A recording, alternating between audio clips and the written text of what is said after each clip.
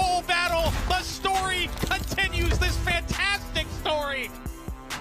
Owen, the all-powerful Owen Almighty, wins the Tampa Bay Derby. Citizen Bull, he is back in a big way. Sovereignty gonna dive at him late. Here comes Sovereignty!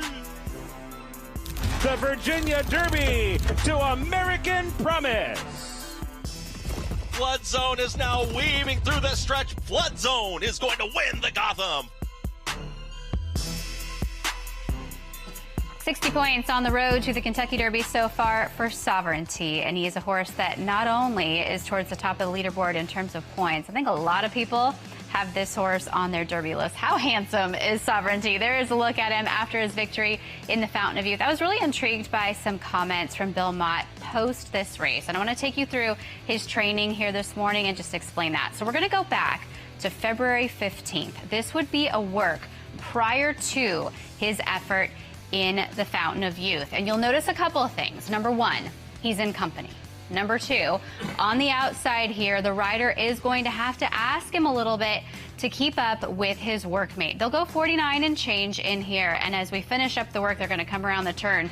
You're going to notice that Sovereignty has to be pushed along, had to be niggled along. He's already losing a little bit of ground to that workmate at this stage. He's a horse that they debuted at 6 furlongs. He definitely got a little better with added distance. He broke his maiden in the street sense and then ran off the layoff in the Fountain of Youth. They needed a good work at this point, and they got it.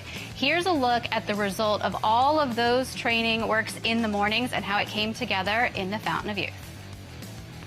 River Thames, he has the lead by 2 with a 16th to go. Sovereignty begins to get on track, but time is ticking away. River Thames almost there. Sovereignty gonna dive at him late. Here comes Sovereignty! He got him too, did Sovereignty. He went from last to first to win under Junior Alvarado for Godolphin and Bill Mott. The Fountain of Youth from last to first to Sovereignty.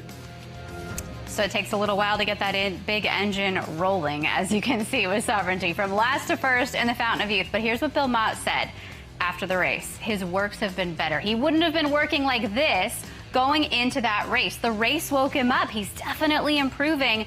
And really, with a Hall of Famer like this, when they're targeting a race, when they have an end goal like the Kentucky Derby, this is the progression that you see. He's not in company.